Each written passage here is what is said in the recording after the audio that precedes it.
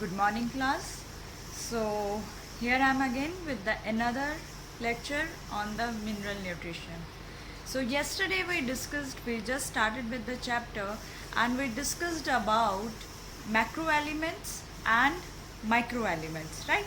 We learned that how these elements they are beneficial, what is their criteria for essentiality, and then one technique we discussed that is known as hydroponics, right?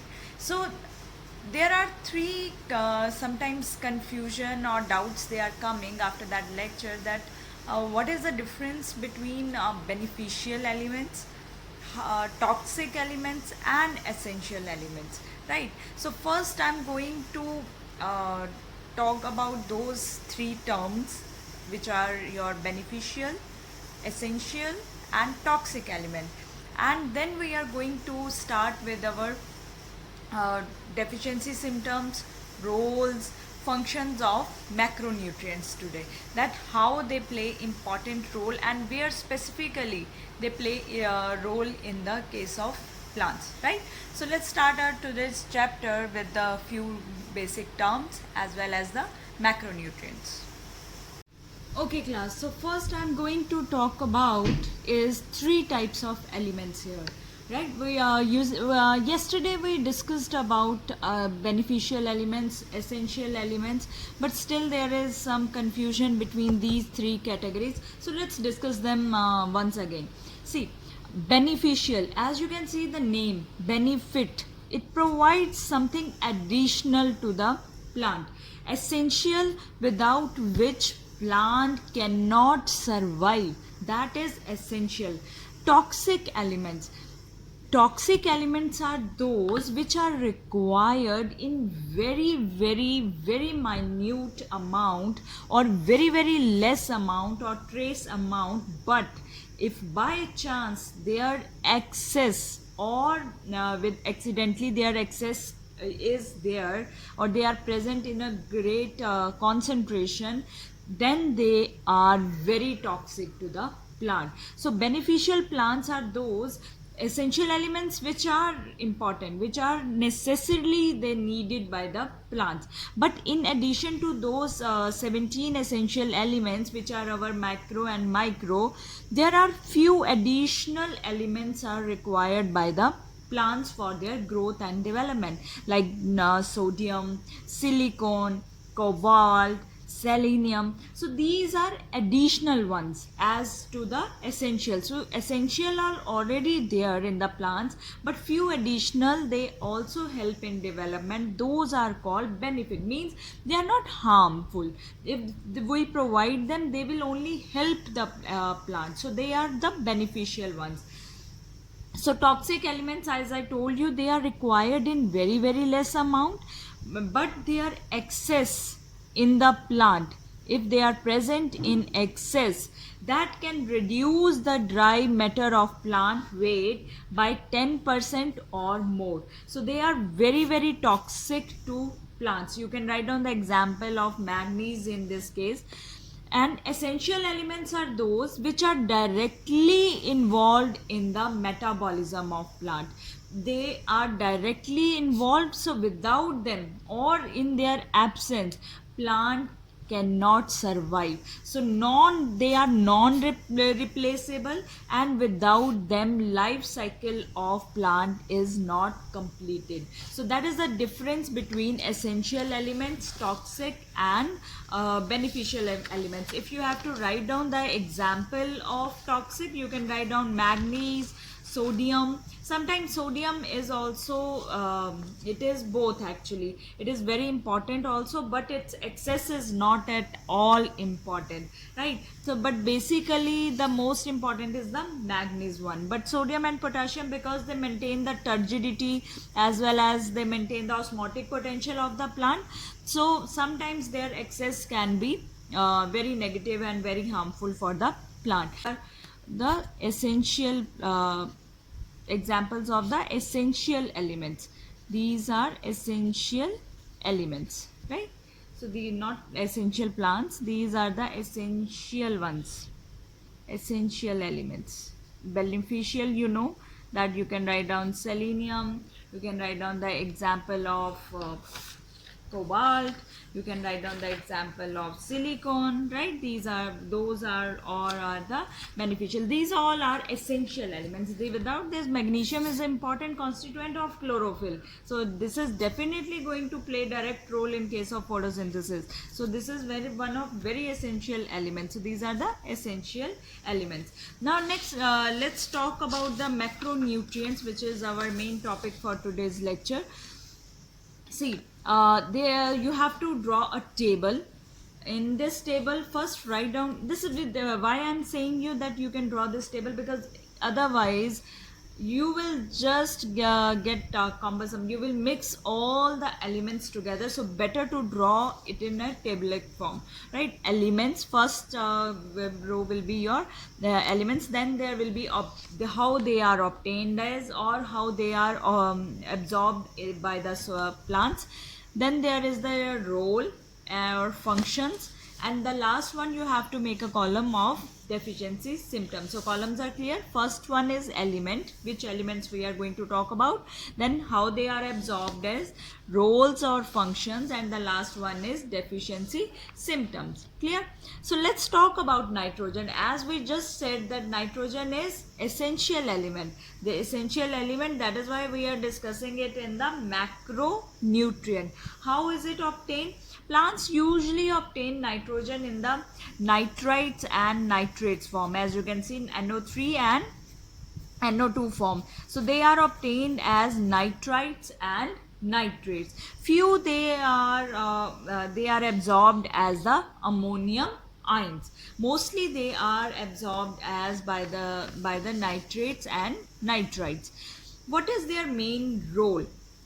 You know that plants which are growing, especially where the most dividing area, or in case of plants, that is done by the meristematic tissue. Continuously dividing cells are there. So in those areas where meristematic tissues are present, where meristematic tissues will be present, it means plant will be metabolically very active, and it is helping going under the growth. So nitrogen is a very important constituent in case of meristematic tissues as well as the active cells. It is major constituents of vitamins, hormones, as well as there are two another terms I have left for you. I will fill them after discussing about the deficiency symptoms, or you can tell me these two where nitrogen plays very important role. Where nitrogen plays very important role. Any idea, any suggestion you can give me? If you have any, you can tell me about that, where it plays a major role. Where nitrogen we discussed the biomolecules and proteins. So it is a major constituent of proteins and nucleic acids, as well as vitamins and hormones. It plays a major component of proteins. Deficiency symptoms. Now deficiency symptom is chlorosis. What is chlorosis? Chlorosis means when a leaf start losing its chlorophyll content, it becomes yellow. So yellowing of leaves, the color of the leaves start changing. It means if there is a plant in your garden and it is continuous, all leaves are continuously, they are changing their color, they are becoming yellow, it means they are deficient in some nutrient. So yellowing of leaves, that is one of the deficiency symptoms by the nitrogen if it is not present in proper amount. Then also because they are present in meristematic tissue, so their deficiency symptom is cell division stops. If cell division stops, it results in the short growth, or growth of the plant does not take place. as well as if growth will not be there, then it also delay flowering sometimes due. So if nitrogen, now you can see that how important it is. It is very important in the growth. It is in play role in the metabolic active cell as well as in the meristematic tissue. Next, now move on to phosphorus.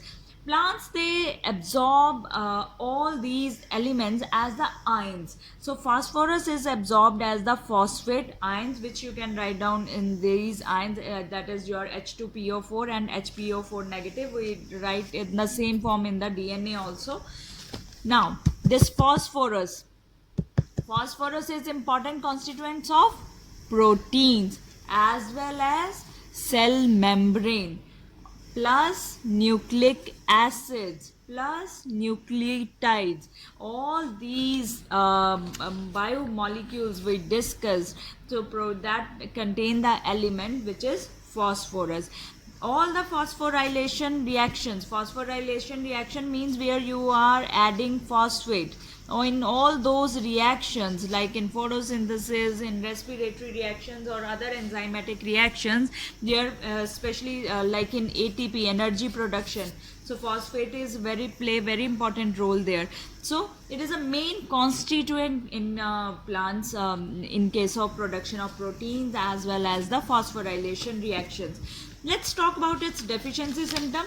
If phosphorus will not be there in your soil or in not absorbed by the plants, it gives to the, or it results in the poor growth, as well as leaves, they change their color from bright green to the dull green, right? This is about the phosphorus. Now another macronutrient is potassium.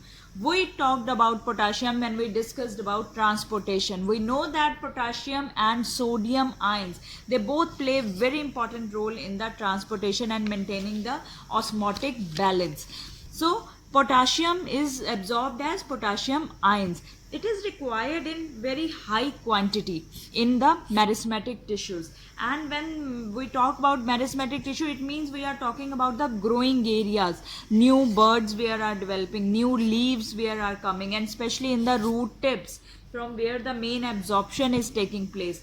So there, because potassium play very important role in the water absorption or in the osmosis. So what is the main function of potassium? Anion cation balance, right? Anion cation balance means here sodium and potassium ions, they are exchanged or their balance is maintained in the cells. If their balance is maintained, only then osmoregulation will be there. So they are involved in, potassium is involved in protein synthesis also, one major role in transpiration, that is opening and closing of stomata.